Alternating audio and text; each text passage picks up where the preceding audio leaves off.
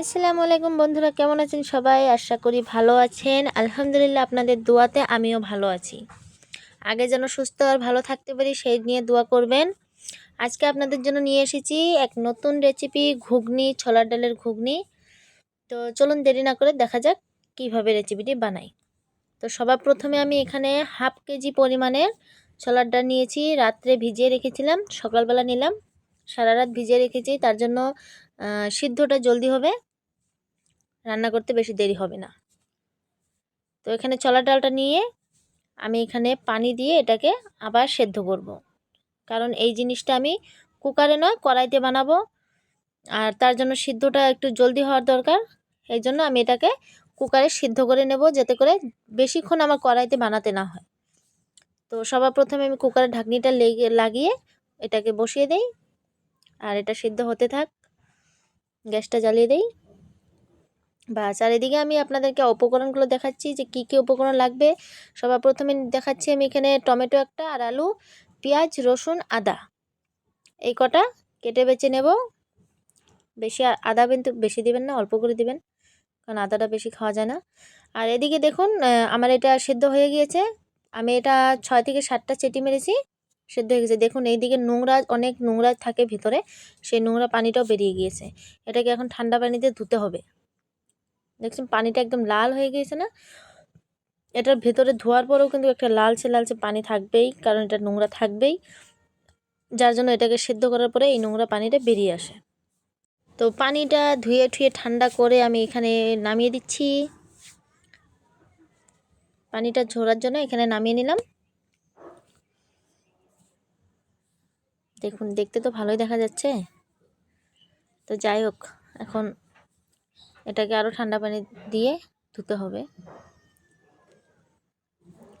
কারণ নোংরা জলটা তো, গরম জলে নোংরাটা বেরিয়ে গিয়েছে। আমি আরেকবার ঠান্ডা জলে আগে ধুয়ে নিয়েছি, আবারও একবার ধুচ্ছি।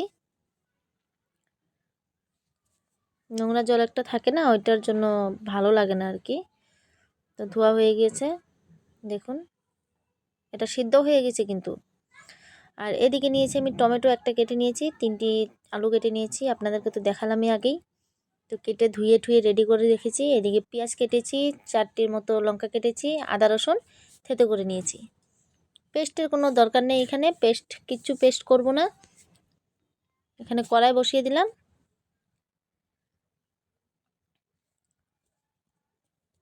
কড়ার মধ্যে এখন বুটটা দিয়ে দিলাম। এখানে এখন ময় মশলা সব দিয়ে দেব।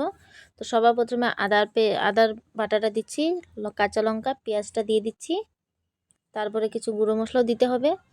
আচ্ছা, এই ছোলার বুটটা আপনাদের কার কার কাছে ভালো লাগে বেশি বলে যাবে না। আর ঝালটা কিন্তু আমি কম দিয়েছি, ঝাল আপনাদের মাপ মতন আপনারা দিতে পারেন। আমাদের ঘরে বাচ্চা কাচ্চা খায়, তো ঝাল আমি অত বেশি দেইনি।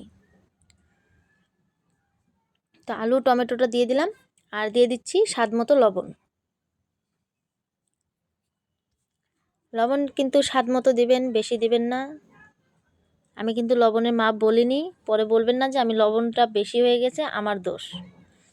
তো যাই হোক, এখানে আমি গুঁড়ো মশলার মাঝখানে দিলাম কি গরম মশলা আর মিট মশলা 1 চা চামচ করে দিচ্ছি।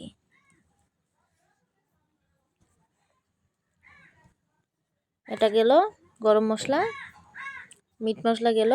এখন দিয়ে দিলাম ধনে গুঁড়া, 1/2 চা চামচ দিয়ে দিচ্ছি। তারপরে দিচ্ছি হলুদ গুঁড়ো 1 চা চামচ, আর 1/2 চা চামচ।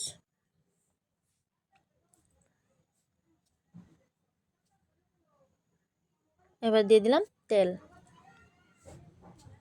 তেলটা একটু বেশি দিতে হবে। আমি পরিমাণটা বলছি, আপনি 4 কাপ দিয়ে 1.5 কাপের মতন সর্ষের তেল দিতে পারেন। তেলের পরিমাণটা একটু বেশি রাখবেন, তাহলে খেতে ভালো লাগবে। এখন এটাকে হাতে ভালো করে মিশাতে হবে। হাতে মেশালে ভালো হয়। আমার হাতটা কাটা যাওয়ার কারণে আমি মিশাতে পারলাম না, আমি চামচ দিয়ে মিশিয়ে দিলাম। তো আপনারা হাতে মিশালেও পারেন, চামচে মিশালেও পারেন। তো মিশিয়ে এটাকে ঢাকনা লাগিয়ে এটাকে এখন গ্যাস জ্বালিয়ে দেব। বাস, হয়ে গিয়েছে, দেখুন ভাপ উঠে গিয়েছে। এটাকে ভালো মতো ভুনাতে হবে, লেগে যেন না ধরে সেই রকমের খেয়াল রাখবেন। জালটা বাড়ানো থাকলে একটু পরে পরে দেখবেন, আর কমিয়ে দিলে অনেক সময় লাগবে, কমানোর দরকার নেই। বাড়িয়েই বানাবেন। আবারও ঢেকে দিচ্ছি, আর একটু পরে দেখব। চলুন দেখা যাক। দেখুন বুটের যেটা পানি ছিল, মানে হালকা হালকা পানি ছিল, সেই পানিটা কিন্তু শুকিয়ে গিয়েছে। সেই পানিটা আর নেই, মানে এটাকে বলে বিষ পানি আমরা বলি। বিষ পানিটা শুকিয়ে গেলে তারপরে আপনি দিতে হবে বুট সেদ্ধ হওয়ার জন্য, আলু টমেটো সেদ্ধ হওয়ার জন্য পানি দিতে হবে। তো সেই পানিটা মাপ মতন দিয়ে দিবেন আপনারা। আমি সেদ্ধ হওয়ার জন্য দিয়ে দিলাম। আমি এখানে 1 লিটারের মতো পানি দিচ্ছি। এটাতেই পুরো সিদ্ধও হয়ে যাবে, আর যতটুকু আমার ঝোল রাখার দরকার সেটাও থেকে যাবে। এখানে আর নেক্সট কোনো পানি পড়বে না। তো আপনারা যদি ঝোল বেশি খান এর থেকেও বেশি পানি দিতে পারেন। আমি ঝোলটা রাখবো না বেশি, আঠালো আঠালো করব, তো এই ঝোলে হয়ে যাবে। চলুন এবার দেখি। দেখুন মোটামুটি ঝোল কিন্তু শুকিয়ে গিয়েছে, কিন্তু আর একটু হওয়ার দরকার আছে, এখনও হয়নি। এখনও সব কিছু তাজা তাজা বলে মনে হচ্ছে। এটা পুরো একদম মিশমিশে হয়ে যাবে, নরম নরম হয়ে যাবে, তখন নামাতে হবে।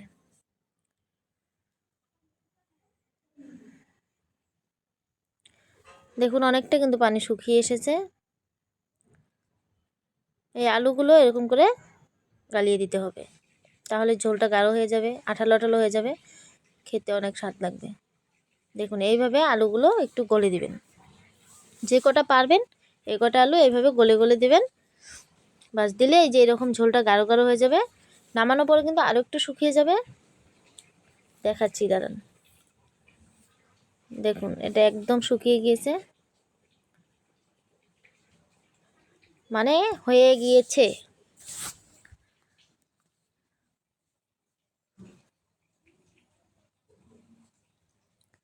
দেখতেই পাচ্ছেন, খুব সুস্বাদু লাগবে খেতে, দেখতেও খুব ভালো লাগছে। আর এই বুটের রেসিপি আপনাদের কাছে কেমন লাগলো অবশ্যই বলবেন। আর আপনাদের কাছে যদি এই বুটের রেসিপি অন্য ধরনের আছে আমাকে কমেন্ট বক্সে জানিয়ে যাবেন। আমি সেই ধরনেরও একবার নিজে ট্রাই করে আমি খেয়ে দেখব কীরকম লাগে। মাঝে মাঝে অন্য অন্য রেসিপি খেতে ইচ্ছে হয়। তো দেখুন আমার বুট হয়ে গিয়েছে, একদম ক্লিয়ারলি বোঝা যাচ্ছে যে একদম ভালো মতন হয়ে গিয়েছে। তো এটা একটু ঠান্ডা করে দেখালাম। এটা ঠান্ডা হওয়ার পরে এরকমই হবে। তো আসসালামু আলাইকুম বন্ধুরা, ভালো থাকবেন, সুস্থ থাকবেন। আর আজকের রেসিপিটি আপনাদের কাছে কেমন লাগলো অবশ্যই কমেন্ট বক্সে জানিয়ে যাবেন। আর আমার জন্য দোয়া করবেন যাতে আমি আরও ভালো ভালো রেসিপি আপনাদের সামনে তুলে ধরতে পারি। আর আপনাদের কিছু রেসিপি আমাকে বলে যাবেন যেন আমি সেই রেসিপিগুলো বানিয়ে খেতে পারি। তো আসসালামু আলাইকুম বন্ধুরা, সবাই ভালো থাকবেন, সুস্থ থাকবেন। আমার জন্য দোয়া করবেন যেন আগামী আরও ভিডিও আমি আপলোড দিতে পারি। আজকের জন্য বিদায় নিচ্ছি, দেখা হবে আগামী আরেকটি ভিডিওতে।